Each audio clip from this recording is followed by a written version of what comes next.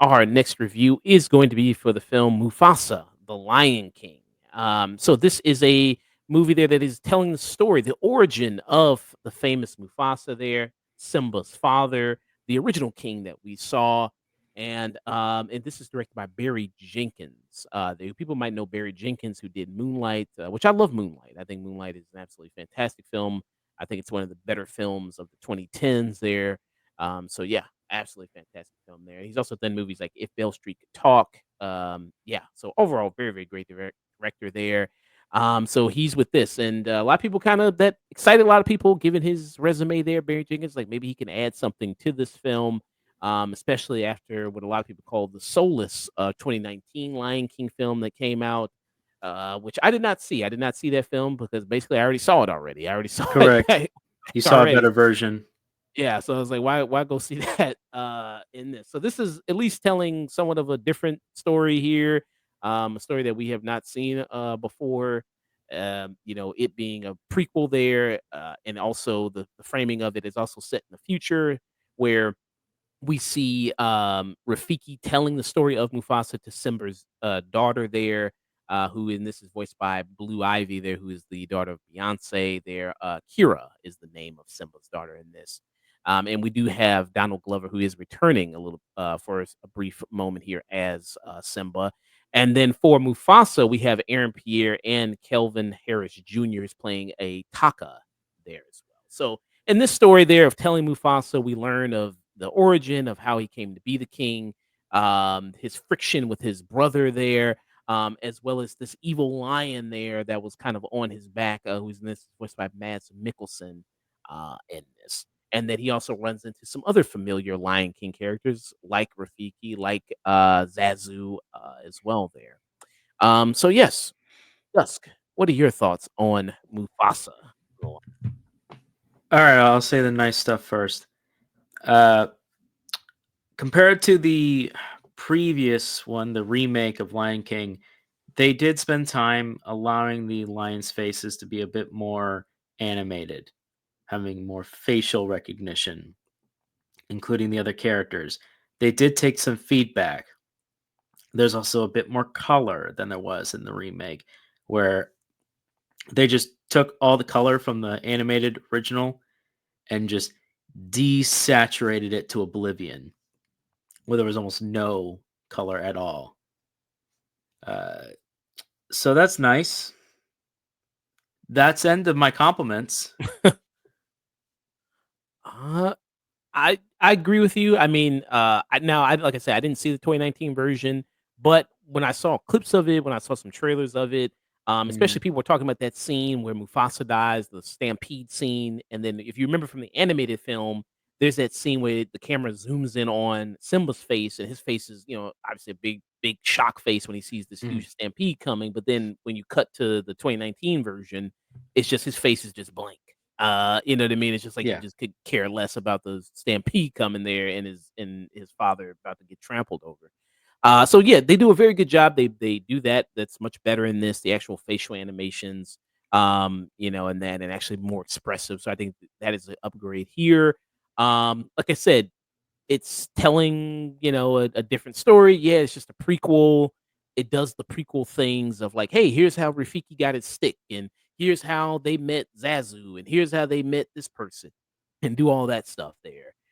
There's that conventional prequel stuff that they do there. The voice performances, Aaron Pierre, he's all right. I mean, I think a lot of the people in this movie, I don't think they're professional voice actors. They're just, actors there. And we talked about the difference between that Mhm. between actors and voice actors. Like there's a reason why you maybe get voice actors in certain situations. And I think he's fine there. So is Kelvin Harris Jr.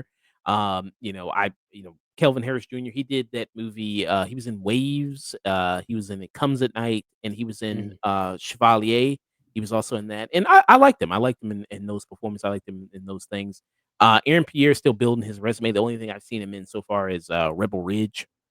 and I liked him in that. I mean, his voice definitely works for Mufasa. He's got that very deep, kind of gravelly voice for him, so that definitely Mhm. works. Mads Mikkelsen, who's the villain in this, he's already got kind of a villainous voice, so that kind of works for that. Yeah, I would say even though they're kind of spot on casting, I mean, that was kind of the one thing about the 2019 version of like getting Seth Rogen and getting Billy Eichner, who's Timon and Pumbaa. In this, they're annoying as fuck. I Mhm. mean, they just come in and, they because the movie bounces back and forth between telling the story of Mufasa, and then also showing us what's going on with Rafiki and Kira, and then also Timon and Pumbaa of him It's a telling. terrible framing device. Yeah, It's an absolutely terrible framing device. it's very lazy. It's very lazy kinda to do like, "Hey, let me sit down and literally tell a character a story, and we're gonna do this." It's very lazy, Mhm. to do it like that, but okay.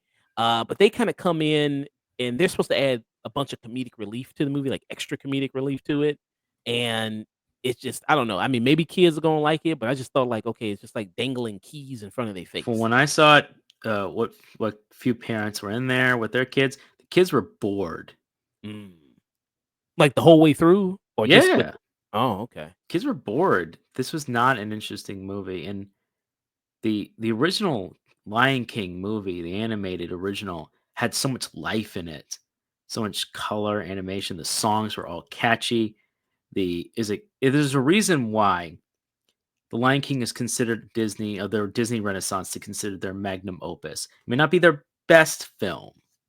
I'd argue their best film technically is Beauty and the Beast in that period, but every technique they used, every skill they had was completely accentuated in that original. What do you get here in this prequel? A backstory nobody cares about to a character that they then go backwards and do damage to what Mufasa said to his son. He's like, "Oh yeah, we've been generations of fathers and sons, generations of kings and royalty. Turns out that was all a lie. He married into it. Oh, and he learned everything he learned from the different tribe he was put into.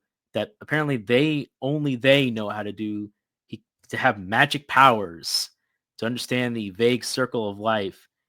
It just every situation just breaks every cardinal sin of making a prequel to justify the existence of a prequel, to reduce characters' importance or their abilities and their usefulness by substituting them and giving them to another character to uplift that character. Mm. And it's terrible, man. And tell me, there are songs in this. Do you remember any of them? Walking out of the theater, I was thinking like, man, these songs are pretty weak. Especially compared to, Mhm, the original version, the 94 version of it. And nothing comes close to that. And I think a lot of these songs, and like we were talking with Mike was on here, the music is done mhm, by Lin-Manuel Miranda. So he does the music on this. And I will say, I mean, one song that is kinda I don't know, maybe it's because I'm hearing it on TikTok a lot, but maybe I did like the Brother song. I was like, "Okay, this is mhm. decent." Would I play it in rotation, like I play, like, the Lion King soundtrack or, some of the songs like "I Just Can't Wait to Be King" or, any of those songs? No, probably not, but I thought that song was better than most of them. But, yeah, a lot of them are pretty forgettable. They're really not that really good there. Um what did you think about at least that song? Did you have I any song mean, that was it's okay, but nothing matches it. Look, Lin Manuel Miranda, when you give him time, he can actually come up with a really good song, with a lot of good songs. He's shown off Moana. Moana's most remembered because of its songs, not its plot, not its characters, but the songs and the animation. But he did well is like he did well in Encanto, and he's Yeah. done well before. He has other Broadway musicals. When you give him time, he can produce really great songs. They didn't give this brother no time. They didn't give him, or they just didn't allow him to really breathe with it and create something. The score by Nicholas Bertel, I believe. It's Yep. okay. It's not bad. It's not a bad score. It's just nothing memorable. You gotta be memorable about this. And the story here is stupid. I'm sorry. The story's stupid. There's nothing here. This Yeah. is Mufasa's backstory. This is the best you could come up with. Because And you it's did it in a style that would have All right, tell you what, I could forgive a lot of this, a lot of the stupidness, a lot of lackluster music, if the animation was completely, absolutely stellar. And it's while the technology is impressive, the tech demo is impressive. I'm it doesn't it's just boring. There's Mm, nothing to it. I'm sorry, doing this kind of making it real life only works for very specific tones. And if you're gonna make this a musical Disney thing, you just can't do what you need to do when it comes to 2D animation. I'm sorry. You chose that medium and that medium works. mm. Yeah. Yeah, it's kinda limited. I mean, it looks good. I mean, hey, if I was a VFX person Yeah, working on this I'd be movie, I'd show proud. it. I'd show it off like, "Hey, look what I did," with these kind of effects of this. Yeah, And no, I mean, I'm not knocking on the tech demo, on the technical prowess of it, but what you sacrifice for technology advancement, you suffer for artistic vision. mm, yeah. Um, so I agree with you there with that. As good as, someone looks in there, some spots that doesn't have that same emotion or same heart there. And like I said, the plot is pretty bare bones here. I mean, literally, it's characters Yeah, going from one place to another place. Like well, actually, it's like it's an and then plot. yeah, it's like when they did Mad Max. It's like it's a Mhm. story, a journey to go all the way one place, and then to circle back around is like, oh, we got to go back to. Except they don't go back; they just Yeah, go forward there. But the difference is with Mad Max Fury Road, that was a kick ass, action film that was like, edge of your seat kind of thriller here. And this, I mean, when they actually, he goes because they meet other people along the way, like Mufasa and his brother Taka, when they meet kind of other people in their journey to find this. What's the place called again? Where they're trying to go to? Malele. Oh yeah, Olele. So they're trying to go there. They think it's this fake place, so they're trying to make their way there to there. And they meet. That's where they meet. Zazu, and they meet Rafiki. They do kind of they all serve a purpose in the group, so there is that, so, like, they do have something going on there, like, Zazu is useful because he can fly and he can, see above and he can provide cover there and scout, and then Rafiki, he's the one that actually, he's got special magic powers, so he can see the way there, he's the navigator, Sure. um, Mufasa's a natural born leader, so he can, lead the group, Taka, I don't know, he's just Yeah, a he's just a bitch. coward. He's just a bitch. He's just He's just a coward. And you know what? I love that this movie is so childish, so absolutely childish that what breaks up because he's like pretty cool with Mufasa for most of us, but then as soon as he starts getting attention of Sarabi, and she ends up falling for Mufasa instead of him, despite him Mufasa trying to help his boy out, then all of a sudden he's like, "Nah, man, I'm gonna betray you over over just over a girl." It's so lame. It's so demeaning for Scar's character in the original and how well Jeremy Irons really captured that character and just did him so well. And in this, there's just no connection. And yeah, you can go and say, oh, well, this is an interpretation of the remakes version of Scar. Cool. So you're interpreting the lamer version of that character and then doing a prequel to that. If Mhm, they're gonna do a prequel, do it for the best version possible. I don't care that the previous movie made $1.6 billion. That was a different economy. It's a different time, and people are done with the. And even at the time, people were like, "All right, I'm sick and tired of these remakes that Disney keeps doing." Not only are people sick of them, they're not showing up. This is getting its ass kicked by Sonic 3, and well deserved because Sonic 3 was actually fun. this is a budget of 200,000,000. Right now, it's at 210,000,000 as far as the, box office gross on Ooh, this. not doing Um, too great. and the Lion King 2019 did make 1,000,000,000, It so, did million billion plus. I don't know why it did 1,000,000,000, but it Various reasons, basically various reasons, timing, people. Honestly, it's the remembrance of the original. yeah. That first movie was a landmark.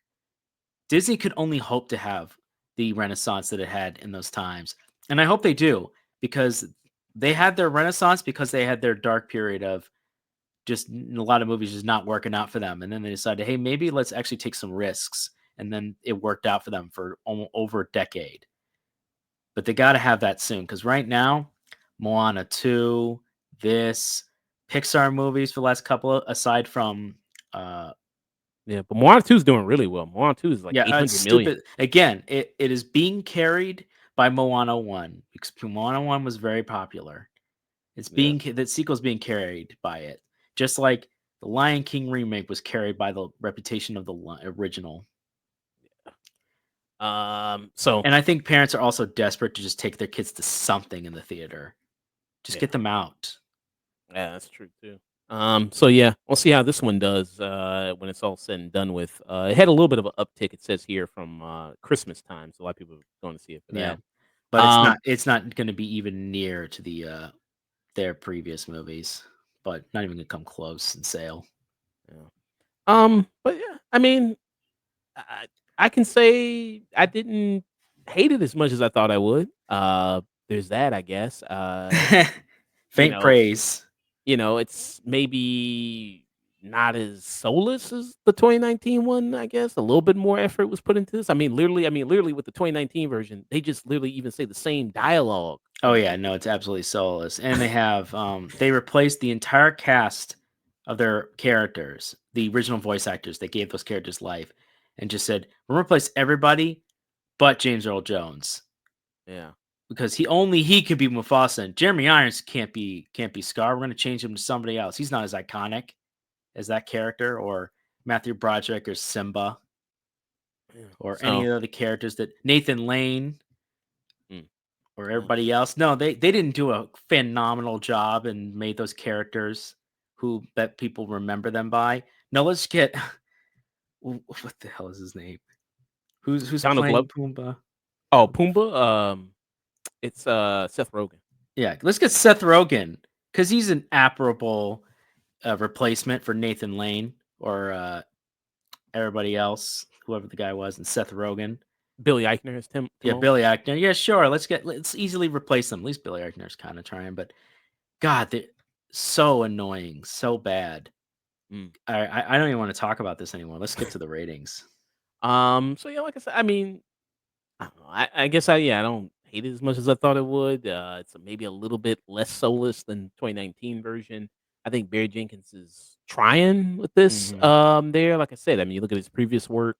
I mean, he just probably was like, "Hey man, let me just get this good check real quick, so I can invest it in some other projects and do some other films there." If this is your first impression of Barry Jenkins, I highly recommend checking out If Beale Street Could Talk and Moonlight. The screenplay is by Jeff Nathanson. Yeah, he's done his other works. It says here include Speed 2 Cruise Control, Rush Hour 2, he did Rush Hour 3, Indiana Jones and the Kingdom of the Crystal Skull. Yeah, so his work there. Um, so for the decent things I mentioned, for some of the performances, the look of the movie is good. Like I said, if I was a VFX person, I'd be, impressed that I worked on this, some of the look of it. Um, I give it a plain stream it. What about you there, Dust? All right, I have a serious question for you. On what do you think brought Barry Jenkins as the director for this from directed Moonlight, who does a lot of other movies, and he has a. I mean, his movies are very specific to him. What do you think he actually brought to the table for this? What made Um, him then say, "Hey, this guy, we want this guy to be the prequel guy. We want him to make the prequel to this, to tell this story." you're saying why you're asking why do I think he said yes or why did Disney reach out to him? Why do you? Because you said, "Oh yeah, I really like the guy who did Moonlight. I'm doing this." What did he bring from his oeuvre to this that makes you that stand out? Because as honest, I'm trying to be I'm trying to be respectful, but I think he brought nothing. He was just a name. He was No, just a I said name for Disney to bring in. no, I was saying if this was your first impression of his work, um, I would recommend more for you to check Yeah, out Moonlight and then If Bell Street Could Talk. Not to because it say does. You just can't get it from this at all. yeah, because I think he's one of the best directors we have out right now, Right. from those movies alone. And I think that, like I said, the part of the reason maybe why he said yes, and I think he even had an interview there where he talked about it, and he's kinda like, "Yeah," I mean, it was just kinda like, "Yeah," I mean, you could tell, I mean, it was Yeah. a check movie. It This was was like, a check. Yeah. like, "Hey, I'm gonna invest this maybe in other projects, or maybe Disney's gonna finance something that he wants to do, or maybe, it's a I hope project." so. them, I or they hope do so one for because me. this was just absolutely lackluster. There wasn't anything more here. This just felt like a check or a we just need a name, you'll do. And fair enough to him to cash it, but this movie suffers because either he can't do anything he really wants, or why did they even bother bringing him in if that's all they were going to do? Yeah. So it sucks for both sides. Honestly, this movie's a skip it. I don't Skip hate it. it as much as it might seem because I just have a deep respect for the original Disney animated classics. But this got nothing here. There's nothing really that brings it above that I could recommend even in a passing. Kids were bored in my theater. Mm, The intended audience was bored. Even their parents were kind of bored. yeah. And I'm sorry that this is for it's supposed to be for everybody, and it just doesn't work from the story to the art style to the songs. None of it works. So yeah, I'm just gonna give this a skip it. Mm, yeah. Yeah, so skip it from Dusk and a stream it for me for Mufasa, the Lion King. Yeah. All